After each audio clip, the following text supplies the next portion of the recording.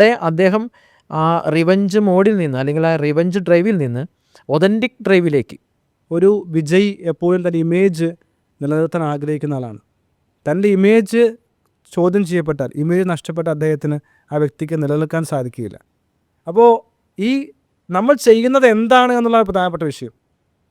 അത് റിവഞ്ച് ആണോ എന്ന് ചോദിച്ചാൽ റിവഞ്ച് തന്നെയായിരിക്കാം. തന്നെ കളിയാക്കിയ, പരിഹസിച്ച അധ്യാപകരെ, സുഹൃത്തുക്കളെ, നാട്ടുകാർക്ക് നല്ല ഉത്തരം നൽകിയാണ് എഡിസൺ. അത് റിവഞ്ചാണോ? അല്ല. അത് അദ്ദേഹത്തിൻ്റെ ഇമ്പാക്റ്റ്, ഞാൻ എന്തിന് ജീവിക്കുന്നുവെന്നും ഞാൻ ഈ ലോകത്തിൽ ജീവിക്കുന്നുണ്ടെങ്കിൽ ഒരു മീനിങ് കാണിക്കുമെന്നുള്ള ഒരു സ്വീറ്റ് റിവഞ്ച് ആയിട്ടാണ് അതിനെ കാണുന്നത്. ഇതിനെ കോഗ്നിറ്റീവ് ഡിസ്സൊണൻസ് എന്നും പറയും. കാരണം നമുക്ക് വലിയ ലക്ഷ്യങ്ങളുണ്ടാകും. ഒരു ലീഡർ, ഒരു ഹൈ പെർഫോമർ എപ്പോഴും നേരിടുന്ന വെല്ലുവിളി ഇതാണ്. അദ്ദേഹം ടീം മീറ്റിംഗിൽ ഇരിക്കുമ്പോൾ ഒരു വലിയ ടീമായി തോന്നും. പക്ഷേ എല്ലാം കഴിഞ്ഞ് മാറി തൻ്റെ റൂമിൽ തനിയെ വന്നിരിക്കുമ്പോൾ അദ്ദേഹം ഒരു ലോൺ വാരിയറാണ്. കാരണം ഒരു ബഹുഭൂരിപക്ഷം ആളുകളും ലേസിനെസ് ഇഷ്ടപ്പെടുന്ന ആളുകളാണ്. ഇപ്പോൾ താങ്കൾ പറഞ്ഞതുപോലെ മടിയും സമാധാനവും സന്തോഷവും ആഗ്രഹിക്കുന്ന ആളുകളാണ് ബഹുഭൂരിപക്ഷം ആളുകളും. സന്യാസി എപ്പോഴും സമാധാനത്തെക്കുറിച്ചും സന്തോഷത്തെക്കുറിച്ചും സ്വസ്ഥതയെക്കുറിച്ചും എമ്പതിയെക്കുറിച്ചും എല്ലാം പ്രസംഗിക്കാൻ വളരെ എളുപ്പമുള്ള കാര്യമാണ്. പക്ഷേ അതുകൊണ്ട് യഥാർത്ഥത്തിൽ ഒരു ലോകത്തിൽ മാറ്റം വരുന്നുണ്ടോ എന്നുള്ള പ്രധാനപ്പെട്ട വിഷയമാണ്. സന്യാസിക്ക് തൻ്റെ ഗുഹയിലോ അല്ലെങ്കിൽ ധ്യാനമന്ത്രങ്ങളിലോ ഇരുന്ന് പ്രഭാഷണങ്ങൾ നടത്താം. പക്ഷെ ലോകത്തിൽ മാറ്റം വരണമെങ്കിൽ ആ ഒരു ഡിസ്റപ്ഷൻ ആവശ്യമാണ്. പല ആളുകളും സമാധാനം മതിയെന്ന് പറയുന്ന ആളുകളുണ്ട്. പക്ഷേ സമാധാനം എന്ന് പറയുന്ന ഒരു എക്സ്ക്യൂസ് ആയിട്ട് കാണുന്ന ആളാണ് ഞാൻ. അവിടെ അയാൾ സർവൈവൽ മോഡിൽ നിന്നുകൊണ്ടാണ് അയാൾ ആ ലോൺലിനെസ്സിനെ ഊർജ്ജമാക്കി മാറ്റി അയാളുടെ വിജയത്തിലേക്ക് എത്തിക്കുന്നത് എന്നുള്ളതാണ്. ഞാൻ പറയുന്നത് സർവൈവൽ മോഡിൽ നിന്നുകൊണ്ടല്ല ആ ലക്ഷ്യത്തെ കാണേണ്ടത്. പകരം അയാൾ വളരെ കാമായിരിക്കുമ്പോൾ, സർവൈവൽ മോഡിൽ നിന്ന് താഴോട്ട് വന്ന് അയാൾ ഏറ്റവും കാമായിരിക്കുന്ന സമയത്ത് അയാൾ തന്നെ ഉള്ളിലേക്ക് നോക്കി, ഈ ലോൺലിനെസ്സിന് എന്താണ് അർത്ഥം, എന്തുകൊണ്ടാണ് ഈ ലോൺലിനെസ് എൻ്റെ ജീവിതത്തിൽ എനിക്ക് നേരിടേണ്ടി വന്നത്, എന്തുകൊണ്ടാണ് എൻ്റെ ജീവിതത്തിൽ ഈ ലോൺലിനെസ് ഉണ്ടായത്, എന്താണ് ഈ ലോൺലിനെസ്സിൻ്റെ അർത്ഥം, എന്താണ് ഈ ലോൺലിനെസ്സിൽ നിന്ന് ഞാൻ പഠിക്കേണ്ടത്, എന്താണ് ഇതിൻ്റെ മീനിങ്, ഇതിൽ നിന്ന് ഞാൻ ആരാണ് ആയിത്തീരേണ്ടത്, അതോ ഞാനിപ്പോൾ കാണുന്ന ലക്ഷ്യമാണോ അതോ മറ്റെന്തെങ്കിലുമാണോ ഈ ലോൺലിനെസ് എന്നെ പഠിപ്പിക്കുന്നത്. അങ്ങനെ തിരിച്ചറിഞ്ഞുകൊണ്ട് അയാൾ കാമായിരുന്നു കൊണ്ട്, സ്വസ്ഥനായിരുന്നു കൊണ്ട്, സമാധാനത്തിലായിരുന്നു കൊണ്ട് സ്വയം നിരന്തരമായി ചോദ്യം ചെയ്ത് അയാളുടെ ലക്ഷ്യത്തെ നിർവചിക്കുകയാണ് എന്നുണ്ടെങ്കിൽ ആ ലക്ഷ്യം അയാളെ വിജയിപ്പിക്കും. സർവൈവൽ മോഡ് എന്ന് പറയുന്നത് യഥാർത്ഥത്തിൽ all the successful people are in survival mode. നമ്മൾ അംഗീകരിച്ചേ പറ്റുള്ളൂ. കാരണം അതൊരു ഡാർവീനിയൻ ബാറ്റിൽ ഫീൽഡിലാണ് മനുഷ്യൻ ജീവിക്കുന്നത്. Survival of fittest. കാരണം ഏറ്റവും ഫിറ്റസ്റ്റായ ആൾക്ക് മാത്രം സർവൈവ് ചെയ്യാൻ സാധിക്കുകയുള്ളൂ. തന്നെ ആ യാത്രയിലുടനീളം അദ്ദേഹം പഠിച്ചുകൊണ്ടിരിക്കുകയാണ്. തൻ്റെ പരാജയങ്ങൾ, തൻ്റെ വീഴ്ചകൾ, തൻ്റെ നേട്ടങ്ങളെല്ലാം ഒരു പഠനശാലയായി കണ്ടുകൊണ്ടാണ് ഒരു മാസ്റ്റർ മുന്നോട്ട് പോകുന്നത്. സത്യത്തിൽ ഒരു സന്യാസിയുടെ ശാന്തതയിൽ നിന്നുകൊണ്ട് അയാളുടെ വിജയത്തെ അയാൾ നിർവചിക്കുകയാണെന്നുണ്ടെങ്കിൽ, ഡിസൈൻ ചെയ്യുകയാണെന്നുണ്ടെങ്കിൽ ആ വിജയം എപ്പോഴും അയാളെ ഹീൽ ചെയ്യിക്കുന്നതായിരിക്കും.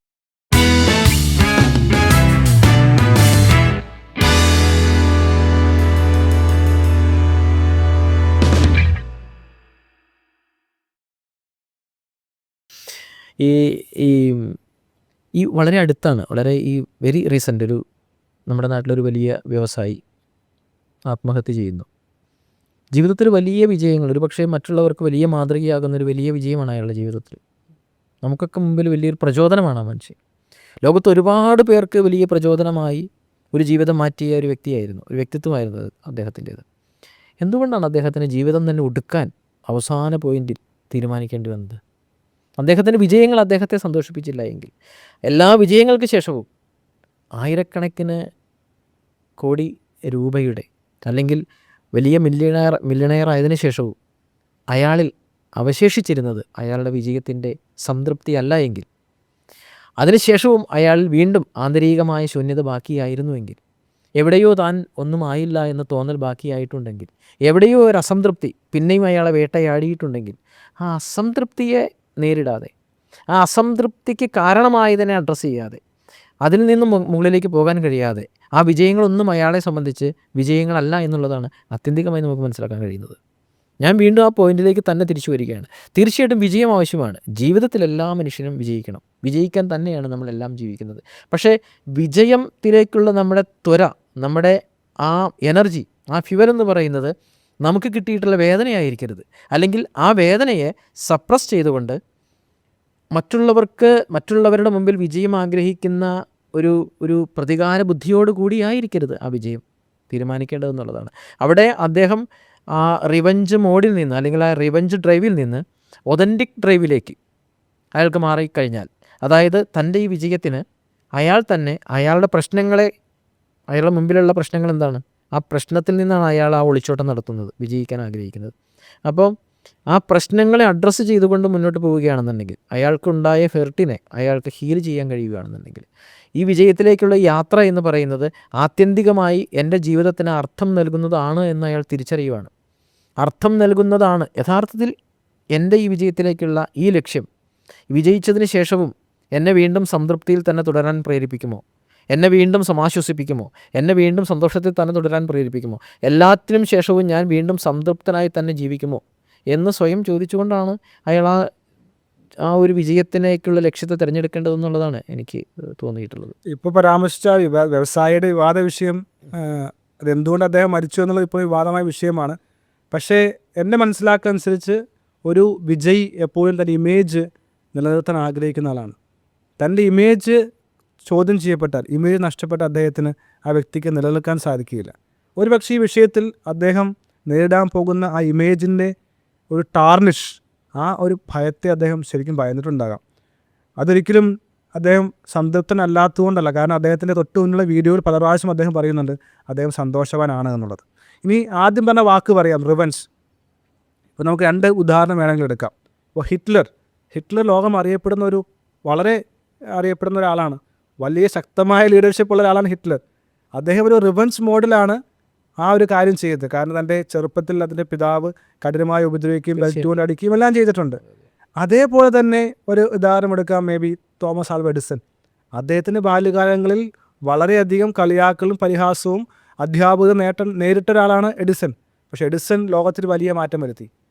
അപ്പോൾ ഈ നമ്മൾ ചെയ്യുന്നത് എന്താണ് എന്നുള്ളതാണ് പ്രധാനപ്പെട്ട വിഷയം. അത് റിവഞ്ച് ആണോ എന്ന് ചോദിച്ചാൽ റിവഞ്ച് തന്നെയായിരിക്കാം. തന്നെ കളിയാക്കിയ പരിഹസിച്ച അധ്യാപകരെ, സുഹൃത്തുക്കളെ, നാട്ടുകാർക്ക് നല്ല ഉത്തരം നൽകിയാണ് എഡിസൺ. ഇത് എഡിസൻ്റെ മാത്രമല്ല, വിൻസ്റ്റൺ ചർച്ചിൽ ഉൾപ്പെടെയുള്ള ധാരാളം ആളുകൾ, എന്തിന് മഹാത്മാഗാന്ധി ഉൾപ്പെടെ അദ്ദേഹത്തെ ആഫ്രിക്കയിൽ പോയപ്പോൾ കറുത്ത ആളെന്ന് പറഞ്ഞ് ട്രെയിനിൽ നിന്ന് ചവിട്ടി താഴ്ത്തിയിട്ടും അദ്ദേഹം എന്താണ് ചെയ്തത്? അത് റിവഞ്ചാണോ? അല്ല.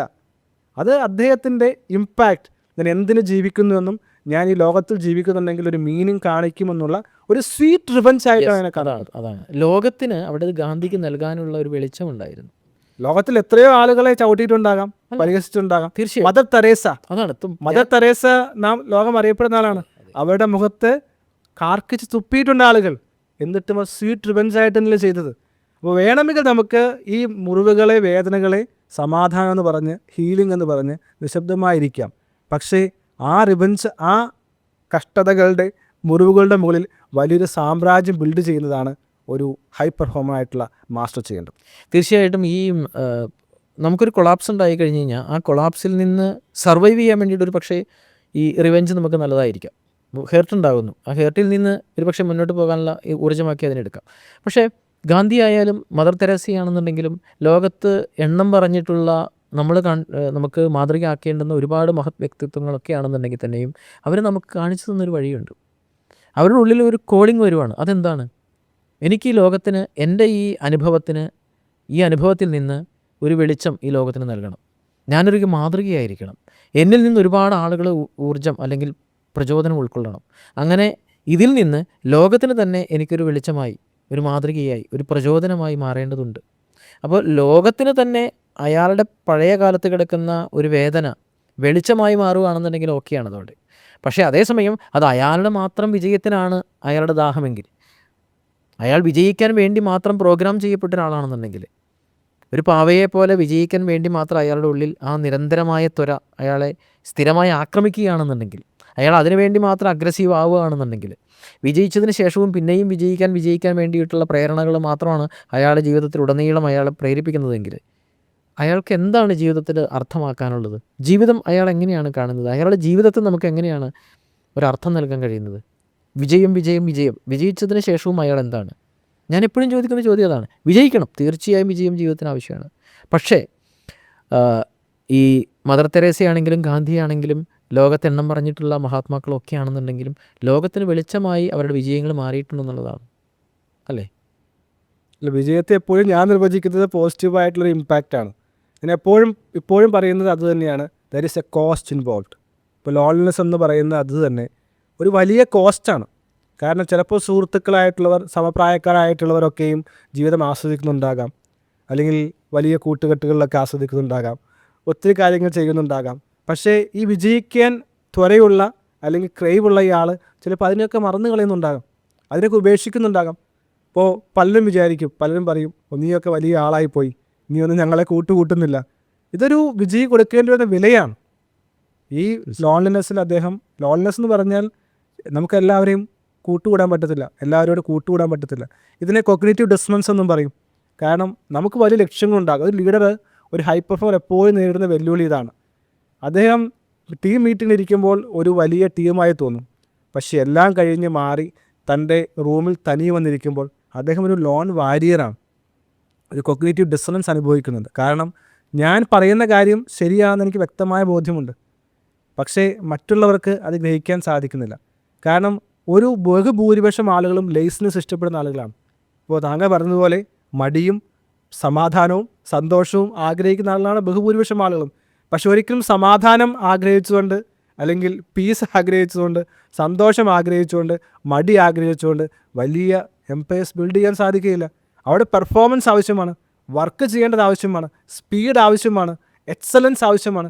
അതിന് കൂടുതൽ എഫേർട്ട് വേണ്ടി വരും. അപ്പോൾ കൂടുതൽ എഫേർട്ടിന് വേണ്ടി കൂടുതൽ പ്രയത്നങ്ങൾ കാഴ്ചവെക്കുമ്പോൾ അവിടെ ഒരു ടർമോയിൽ ഉണ്ടാകാൻ സാധ്യതയുണ്ട്, ഒരു കോൺഫ്ലിക്റ്റ് ഉണ്ടാകാൻ സാധ്യതയുണ്ട്, ഒരു ഡിസപ്ഷൻ ഉണ്ടാകാൻ സാധ്യതയുണ്ട്. ആ ഡിസപ്ഷനെ മുന്നോട്ട് നേരിട്ട് നയിക്കാൻ സാധിക്കുന്ന ഒരു വ്യക്തിക്കാണ് വലിയ വിജയം കൊയ്യാൻ സാധിക്കുന്നത്. അതുകൊണ്ട് ഒരിക്കലും ഒരു നേതാവ് അല്ലെങ്കിൽ ഒരു സക്സസ് ആഗ്രഹിക്കുന്ന ആൾ ലോകത്തിൻ്റെ സമാധാനമെന്നോ തൻ്റെ ടീമിൻ്റെ സന്തോഷമെന്നോ അല്ലെങ്കിൽ എല്ലാവരും മടിയായിരിക്കാൻ അനുവദിക്കാൻ പോയാൽ അതാണ് റെസ്പോൺസിബിലിറ്റി എന്ന് പറയുന്നത്. ലോഡ് ഓഫ് എ ലീഡർ അദ്ദേഹം അനുഭവിക്കുന്ന ഒരു പെയിനാണിത്. കാരണം താൻ ആഗ്രഹിക്കുന്ന അതേ വേഗതയിൽ തൻ്റെ ടീം മൂവ് ചെയ്യുന്നില്ല. താൻ വളരെ വേഗത്തിൽ കൊണ്ടുവരുന്ന മാറ്റങ്ങൾ, തൻ്റെ സ്പീഡ്, തൻ്റെ ആശയങ്ങൾ അത് ശരിയാണെന്ന് തനിക്ക് വ്യക്തമായ ബോധ്യമുണ്ട്. പക്ഷേ ഇതിന് നമ്മൾ പറയും ഫ്രീക്വൻസി ഷിഫ്റ്റ് എന്നെല്ലാം പറയാറുണ്ട്. ഫ്രീക്വൻസി, ഈ ലീഡറുടെ ഫ്രീക്വൻസി ഹൈ ആണ്, പക്ഷേ താഴെയുള്ള ആളുകളുടെ ഫ്രീക്വൻസി ആ ലെവലിൽ ഇല്ല. അപ്പോൾ ആ ഒരു പാരഡിയം ചേഞ്ച് ഉണ്ടാക്കാനുള്ള ആ യാത്ര അത് തീർച്ചയായും വേദനാജനകമാണ്. അതുകൊണ്ടാണ് പറയുന്നത്, ഒരു ടീം മീറ്റിങ്ങിൽ പോകുമ്പോൾ അല്ലെങ്കിൽ കസ്റ്റമേഴ്സുമായിട്ട് മീറ്റിങ്ങിൽ പോകുമ്പോൾ അവിടെ അദ്ദേഹം വളരെ കോർഡിയലായി ബിഹേവ് ചെയ്യുന്നുണ്ടെങ്കിലും, ഒരു പീസ്ഫുള്ളായി ബിഹേവ് ചെയ്യുന്നുണ്ടെങ്കിലും, തിരിച്ച് തൻ്റെ റൂമിൽ എത്തിക്കഴിയുമ്പോൾ പല തീരുമാനങ്ങളും എടുക്കേണ്ടത് അദ്ദേഹം തന്നെയാണ്. ആ വ്യക്തി തന്നെയാണ് ലോൺലിനെസ്സിൽ ഇരുന്നുകൊണ്ട് തൻ്റെ ശക്തമായ സാമ്രാജ്യത്തിൻ്റെ തീരുമാനങ്ങൾ എടുക്കുന്നത്. അതാണ് ഒരു വിജയ വ്യക്തി കൊടുക്കേണ്ടി വരുന്ന വലിയ വില എന്ന് പറയുന്നത്. ഞാൻ പറഞ്ഞു വന്നതിൽ ഈ ലേസിനെസ് എന്ന് പറയുന്നൊരു അതിലായിരുന്നു കൊണ്ട് എന്താണ് അവസ്ഥ, അതിൽ തന്നെ തുടർന്ന് പോവുക എന്ന് അങ്ങനെ ഒരു അർത്ഥത്തിലല്ല അത്. എനിക്ക് തോന്നുന്നത് ഒരിക്കലും ഡിസ്ട്രാക്റ്റഡ് ആകേണ്ടതില്ല. ഇപ്പോൾ നമ്മുടെ ലക്ഷ്യം മറന്നുകൊണ്ട് ആ അവസ്ഥയിൽ തന്നെ തുടരുക എന്നുള്ളതല്ല, ലോൺലിനെസ്സിൽ തന്നെ തുടരുക എന്നുള്ളതല്ലല്ലോ, അല്ലെങ്കിൽ നമ്മൾ അതിൽ തന്നെ സ്ലഗ്ഗിഷായി ജീവിക്കുക എന്നുള്ളതല്ലല്ലോ. പകരം നമ്മുടെ മുമ്പിൽ ഒരു ലക്ഷ്യം വേണം. പക്ഷേ ആ ലക്ഷ്യം എൻ്റേതാണോ എന്നുള്ളതാണ്, എനിക്ക് ചേരുന്നതാണോ അത്. എനിക്ക് ചേരുന്നതാണ് എങ്ങനെയാണ് തിരിച്ചറിയുന്നത്? അപ്പം ഞാൻ ആ യാത്രയിലുടനീളം ഞാൻ സമയം മറക്കുന്നുണ്ടോ, ഞാൻ അത് ആസ്വദിക്കുന്നുണ്ടോ, ഞാൻ വളരെ തുടർച്ചയായി ആ പ്രത്യേക ജോലി ചെയ്യുന്തോറും അല്ലെങ്കിൽ അതിൽ തന്നെ തുടരുമ്പോഴും, ഞാൻ എക്സോസ്റ്റഡ് ആയിരിക്കുമ്പോഴും എനിക്കൊരു ഫുൾനെസ് ഫീൽ ചെയ്യുന്നുണ്ട്. ആ ഫുൾഫിൽമെൻ്റ് എപ്പോഴും എൻ്റെ കൂടെയുണ്ടോ? അതിനെല്ലാം ശേഷവും ആ നിരന്തരമായ ആത്മസംതൃപ്തിയിലാണോ ഞാൻ? എൻ്റെ ഈ തീവ്രമായ, ഈ വേദനാജനകമായ, കഠിനമായ ഈ ജീവിതയാത്രയിൽ ഞാൻ പിന്നെയും സംതൃപ്തനാണോ എന്നുള്ളതൊക്കെയാണ് ചോദ്യം. അപ്പം വിജയിച്ചതിന് ശേഷം, വിജയമെന്ന് പറയുന്നത് ഏകപക്ഷീയമായ അയാളുടേത് മാത്രമായിരിക്കെ ലോകത്തിന് ആ വ്യക്തിയെ കൊണ്ട് എന്താണ് പ്രയോജനം എന്നുള്ളതാണ്. ഞാൻ പറയുന്നത് വിജയിക്കണം, ലോൺലിനെസ്സിനെ ഊർജ്ജമാക്കി മുന്നോട്ട് പോകണം. തീർച്ചയായിട്ടും അത് അങ്ങനെ തന്നെയാണ് ചെയ്യേണ്ടത്. പക്ഷേ ലോൺലിനെസ്സിനെ ഊർജ്ജമാക്കുമ്പോൾ അത് റിവഞ്ച് ഡ്രൈവിൻ്റെ അടിസ്ഥാനത്തിലായിരിക്കരുത്, അല്ലെങ്കിൽ ഒരു പ്രതികാര ബുദ്ധിയുടെ അടിസ്ഥാനത്തിലായിരിക്കരുത് ആ ലോൺലിനെസ്സിനെ വിജയമാക്കി മാറ്റേണ്ടത് എന്നുള്ളതാണ് ഞാൻ അർത്ഥമാക്കിയത്. പകരം അതൊരു, ഞാൻ പറഞ്ഞല്ലോ, ഒരു ഈ ലക്ഷ്യം എനിക്ക് ചേരുന്നതാണോ എന്നൊരു ചോദ്യമുണ്ട്. യഥാർത്ഥത്തിൽ ഈ ലക്ഷ്യം ഞാൻ വെക്കുന്നത് എനിക്ക് ചേരുന്നതാണ് എങ്കിലാണ് അത് നാളെ ലോകത്തിന് ഗുണകരമായി തീരുള്ളൂ. അല്ലെങ്കിൽ ആ വിജയം എൻ്റേത് മാത്രമായിരിക്കും, അല്ലെങ്കിൽ എൻ്റേതുമായി ചുറ്റപ്പെട്ട് കിടക്കുന്ന എൻ്റെ കുടുംബത്തിൻ്റേത് മാത്രമായിരിക്കും, അല്ലെങ്കിൽ അതുമായി ബന്ധപ്പെട്ട് കിടക്കുന്ന കുറച്ച് തൊഴിലാളികളുടെയോ അവരുടെ കുടുംബത്തിൻ്റെയോ മാത്രമാകും. ഈ ലോകത്തിന് ആ വിജയം ഒരിക്കലും ഒരു വെളിച്ചവും ഒരു പ്രയോജനവും ചെയ്തേക്കില്ല. എൻ്റെ വിജയങ്ങൾ ലോകത്തിന് ഒരിക്കലും സമാധാനം നൽകില്ല. ലോകത്തിന് അതുകൊണ്ടൊന്നും പഠിക്കാനും ഉണ്ടാവില്ല. പക്ഷെ ഞാൻ പറയുന്നത് ശരിയായ ലക്ഷ്യമാണ് അത് എങ്കിൽ ആ ലക്ഷ്യത്തിന് ശേഷവും ഈ ലോകത്തിന് എൻ്റെ വിജയം എന്ന് പറയുന്നത് ലോകത്തിന് തന്നെ പ്രചോദനമാകാം, ലോകത്തിന് തന്നെ വെളിച്ചമായി തീരാം എന്നുള്ളതാണ് അർത്ഥമാക്കിയത്. വിജയിക്കണ്ട എന്നല്ല, വിജയം വേണം. ലോൺലിനെസ്സിനെ ഊർജ്ജമാക്കി മാറ്റുകയും ചെയ്യണം. പക്ഷെ ലോൺലിനെസ്സിനെ ഊർജ്ജമാക്കി മാറ്റുമ്പോൾ ഈ ലക്ഷ്യം ഒരു പക്ഷേ ഇതല്ല, മറ്റൊന്നാണ് എന്ന് തിരിച്ചറിയേണ്ടതുണ്ട്. അവിടെ അയാൾ സർവൈവൽ മോഡിൽ നിന്നുകൊണ്ടാണ് അയാൾ ആ ലോൺലിനെസ്സിനെ ഊർജ്ജമാക്കി മാറ്റി അയാളുടെ വിജയത്തിലേക്ക് എത്തിക്കുന്നത് എന്നുള്ളതാണ്. ഞാൻ പറയുന്നത് സർവൈവൽ മോഡിൽ നിന്നുകൊണ്ടല്ല ആ ലക്ഷ്യത്തെ കാണേണ്ടത്. പകരം അയാൾ വളരെ കാമായിരിക്കുമ്പോൾ, സർവൈവൽ മോഡിൽ നിന്ന് താഴോട്ട് വന്ന് അയാൾ ഏറ്റവും കാമായിരിക്കുന്ന സമയത്ത് അയാൾ തന്നെ ഉള്ളിലേക്ക് നോക്കി ഈ ലോൺലിനെസ്സിന് എന്താണ് അർത്ഥം, എന്തുകൊണ്ടാണ് ഈ ലോൺലിനെസ് എൻ്റെ ജീവിതത്തിൽ എനിക്ക് നേരിടേണ്ടി വന്നത്, എന്തുകൊണ്ടാണ് എൻ്റെ ജീവിതത്തിൽ ഈ ലോൺലിനെസ് ഉണ്ടായത്, എന്താണ് ഈ ലോൺലിനെസ്സിൻ്റെ അർത്ഥം, എന്താണ് ഈ ലോൺലിനെസ്സിൽ നിന്ന് ഞാൻ പഠിക്കേണ്ടത്, എന്താണ് ഇതിൻ്റെ മീനിങ്, ഇതിൽ നിന്ന് ഞാൻ ആരാണ് ആയിത്തീരേണ്ടത്, അതോ ഞാനിപ്പോൾ കാണുന്ന ലക്ഷ്യമാണോ അതോ മറ്റെന്തെങ്കിലുമാണോ ഈ ലോൺലിനെസ് എന്നെ പഠിപ്പിക്കുന്നത്. അങ്ങനെ തിരിച്ചറിഞ്ഞുകൊണ്ട് അയാൾ കാമായിരുന്നു കൊണ്ട്, സ്വസ്ഥനായിരുന്നു കൊണ്ട്, സമാധാനത്തിലായിരുന്നു കൊണ്ട് സ്വയം നിരന്തരമായി ചോദ്യം ചെയ്ത് അയാളുടെ ലക്ഷ്യത്തെ നിർവചിക്കുകയാണ് എന്നുണ്ടെങ്കിൽ ആ ലക്ഷ്യം അയാളെ വിജയിപ്പിക്കും. അവിടെ അയാൾ ആ ലക്ഷ്യത്തിൽ നിന്ന് വ്യതിചലിക്കുന്നില്ല. ആ ലക്ഷ്യം അയാളുടെ ഊർജ്ജമായി മാറുവാണ്.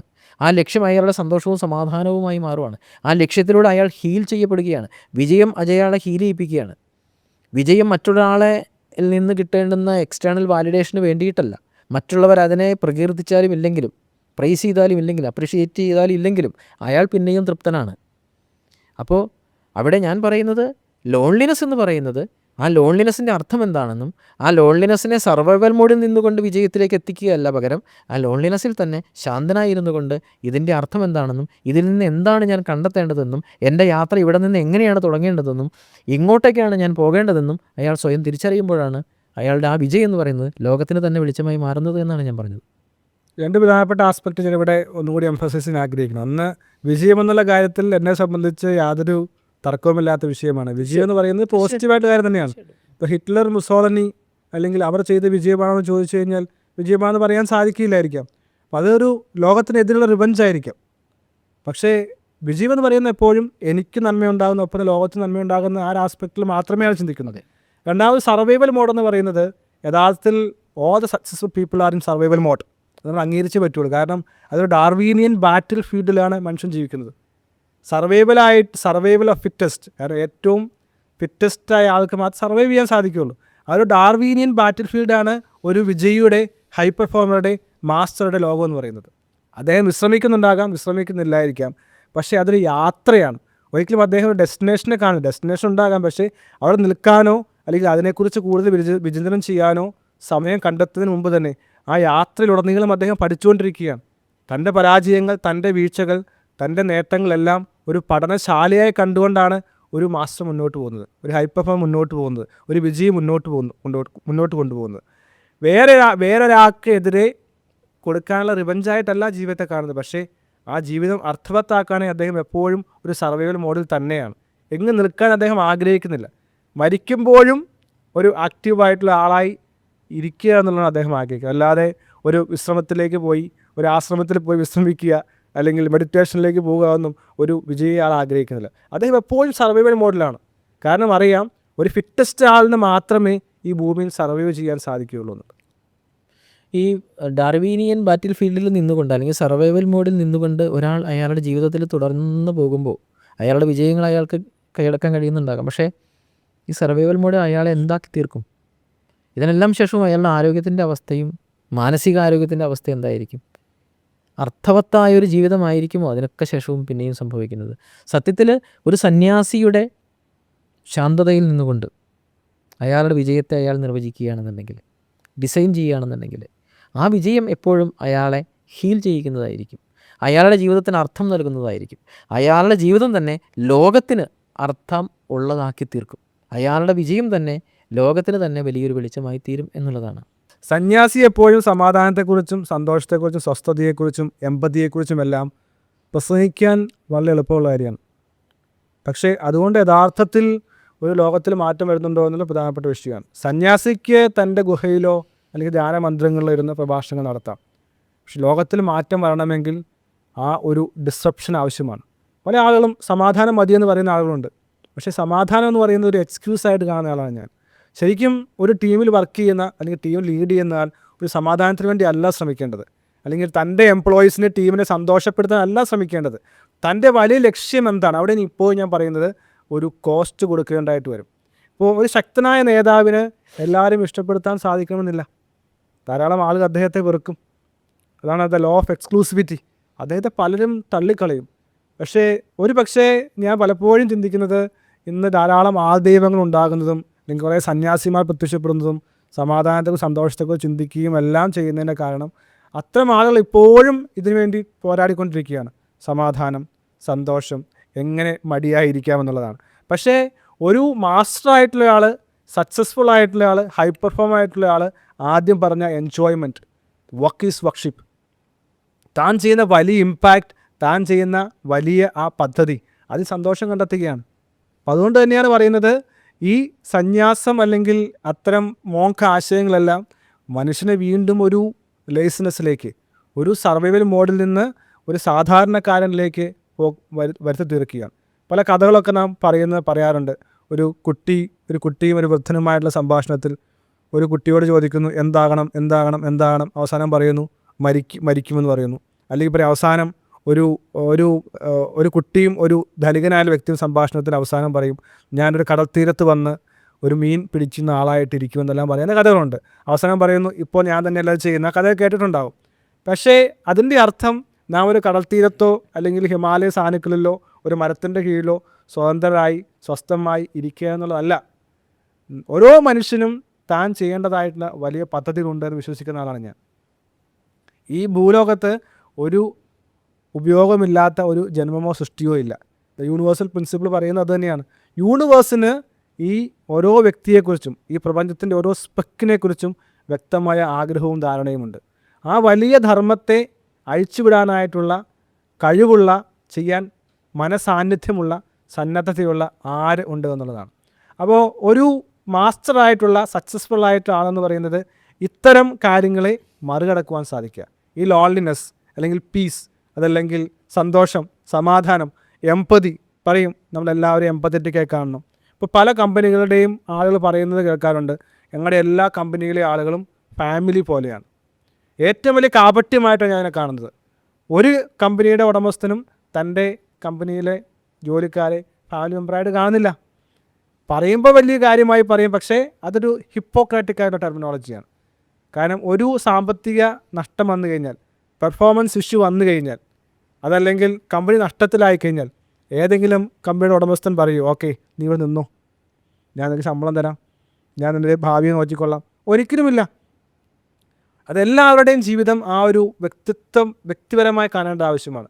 ഒരു മാസ്റ്ററായ സക്സസ്ഫുള്ളായ ഞാൻ എൻ്റെ ലക്ഷ്യം എന്താണെന്നും അതിനെ നിവർത്തിക്കാനായി ഭൂമിയിൽ ഞാനാണ് എന്നുള്ള തിരിച്ചറിവാണ് എപ്പോഴും ആവശ്യം വരേണ്ടത്. അപ്പോൾ ലോൺലിനെസ് എന്ന് പറയുന്നത് ഈ തിരിച്ചറിവാണ്. ഞാൻ ആദ്യം പറഞ്ഞ ഇൻട്രോസ്പെക്ഷൻ, റിട്രോസ്പെക്ഷൻ. തനി ഇരിക്കുമ്പോൾ ചിന്തിക്കേണ്ടത് ഇത് തന്നെയാണ്. ഞാൻ എന്തിനാണ് ഈ ഭൂമിയിൽ ജനിച്ചിരിക്കുന്നത്? എന്താണ് എൻ്റെ ലൈഫിൻ്റെ മിഷൻ? അതിന് ചിലപ്പോൾ എന്നെ കളിയാക്കിയതായിരിക്കാം എന്ന് പറയുന്നത് ഇതെല്ലാം ഒരു കോളായിട്ട് കാണണം. ലോകത്തിൽ എത്രയോ ആളുകളെ മറ്റുള്ള കളിയാക്കിയിട്ടുണ്ട്, എത്ര ആളുകൾ ഉപദ്രവിച്ചിട്ടുണ്ട്, എത്ര ആൾ ഇൻസൾട്ട് ചെയ്തിട്ടുണ്ട്. ഒരു ഫിലിമിൽ തന്നെ പറയുന്നതാണ് നിൻ്റെ കയ്യിലുള്ളത് ഏറ്റവും വലിയ മോട്ടിവേഷനല്ലേ ഈ ഇൻസൾട്ട് എന്ന് പറയുന്നത്. പക്ഷേ പല ആളുകളും എന്നെ ഇൻസൾട്ട് ചെയ്തു, എന്നെ കളിയാക്കി, ഞാൻ പരാജയപ്പെട്ടു. ഇപ്പോൾ വലിയൊരു പ്രയോഗമാണ് if you born as poor that is not your problem, but if you die as poor that is your problem. കുറേ ആളുകൾ വിദ്യാഭ്യാസമില്ലാത്തവരായും പണമില്ലാത്തവരായും ഒക്കെ ജനിക്കുകയും ജീവിക്കുകയും ചെയ്യുന്നുണ്ട്. പക്ഷേ ഈ ലോൺലിനെസ് തിരിച്ചറിയാൻ സാധിക്കുന്നുണ്ടോ? ഇന്ന് ലോകത്തിലില്ലാത്ത ഏറ്റവും വലിയ ബുദ്ധിമുട്ടെന്ന് പറയുന്നത് ഫോക്കസാണ്. കാരണം ലോൺലിനെസ്സിനെ മറികടക്കാൻ ആളുകൾ ഉപയോഗിക്കുന്ന മാധ്യമം എന്ന് പറയുന്നത് ഡിസ്ട്രാക്ഷനാണ്. ഒന്ന് ഡിസ്ട്രാക്റ്റഡ് ആയിക്കഴിഞ്ഞാൽ ഞാൻ ഹാപ്പിയാവും, ലോൺലിനെസ് മാറും.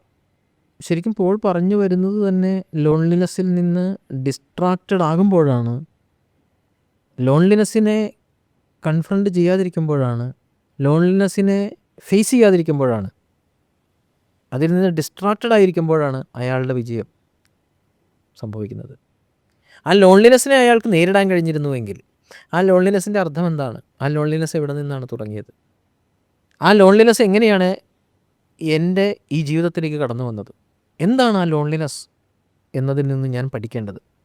ഇതിൽ നിന്ന് ഞാൻ എന്താണ് ആയിത്തീരേണ്ടത് എന്ന ചോദ്യത്തിലൂടെ ആ ലോൺലിനെസ്സിനെ അയാൾ നേരിടുകയാണ് എന്നുണ്ടെങ്കിൽ അവിടെ നിന്ന് അയാൾ കണ്ടെത്തുന്ന വിജയം, അയാൾ നേടുന്ന വിജയം ലോകത്തെ ഹീൽ ചെയ്യിക്കുന്നു എന്ന് ഞാൻ പറഞ്ഞത്. പകരം ആ ലോൺലിനെസ്സിൽ നിന്ന് ഡിസ്ട്രാക്റ്റഡായി മാറി അയാളുടെ വിജയങ്ങളിലേക്ക് അയാൾ എത്തിപ്പെടുമ്പോഴാണ് ലോകത്ത് ഇന്ന് കാണുന്ന വലിയ വലിയ ഈ ലോകത്തെ തന്നെ നശിപ്പിക്കാൻ പോകുന്ന ഒരുപാട് ടെക്നോളജികൾ ഈ ലോകത്തുണ്ടായിട്ടുള്ളത്. ലോകമെന്ന് നാശോന്മുഖമായ ഒരു വക്കിലേക്ക് എത്തിക്കഴിഞ്ഞിട്ടുണ്ട്.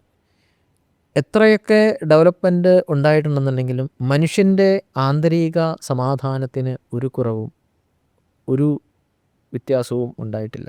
മനുഷ്യൻ ഇന്നും അസ്ഥിരമായ അരക്ഷിത ബോധത്തിലാണ്. മനുഷ്യൻ അന്നും ഇന്നും എക്കാലവും കാട്ടിൽ കഴിഞ്ഞ കാലത്തിൽ നിന്ന് നമ്മുടെ മാനസികാവസ്ഥയ്ക്ക്, നമ്മുടെ ആത്മസംതൃപ്തിക്ക്, നമ്മുടെ സമാധാനത്തിന് ഒരു വ്യത്യാസവും വന്നിട്ടില്ല. അപ്പോൾ ഇത്തരം വിജയങ്ങളാണ് ലോകത്തെ ഇന്ന് കാണുന്ന കയോട്ടിക്കായിട്ടുള്ള വളരെ കോംപ്ലക്സ് ആയിട്ടുള്ള സങ്കീർണമായ പ്രതിസന്ധിയിലേക്ക് എത്തിച്ചിട്ടുള്ളത്. ലോകത്ത് ഇന്ന് കാണുന്ന എല്ലാ തരത്തിലുള്ള മാറ്റങ്ങളും, ടെക്നോളജിയുടെ ആയാലും എല്ലാ രംഗത്തുള്ള മാറ്റങ്ങളും മനുഷ്യന് എത്രമാത്രം സമാധാനം നൽകുന്നുണ്ട്. ആരുടെയെങ്കിലും വിജയം എന്ന് പറയുന്നത് ലോകത്തെ നാശോന്മുഖമായ വക്കിലേക്ക് എത്തിക്കാൻ വേണ്ടിയിട്ടുള്ള വിജയം എന്ന് പറയുന്നത് സംഭവിക്കുന്നത് പലപ്പോഴും അതിനു മുമ്പിലൊരു ട്രോമ ഉണ്ടായിട്ടുണ്ടെന്നുള്ളതുകൊണ്ടാണ്. അപ്പോൾ പാസ്റ്റിൽ ഏതെങ്കിലും ഒരു ഹേർട്ടിൽ നിന്ന്, അല്ലെങ്കിൽ ഒരു ഇമോഷണൽ വുണ്ടിൽ നിന്ന്, അല്ലെങ്കിൽ ഒരു റിജക്ഷനിൽ നിന്ന് അയാൾ എന്തോ ആയിത്തീർന്നതിൽ നിന്നാണ് ആ ലോകത്തെ തന്നെ നശിപ്പിക്കാൻ പോകുന്ന അയാളുടെ വിജയം സംഭവിക്കുന്നത്.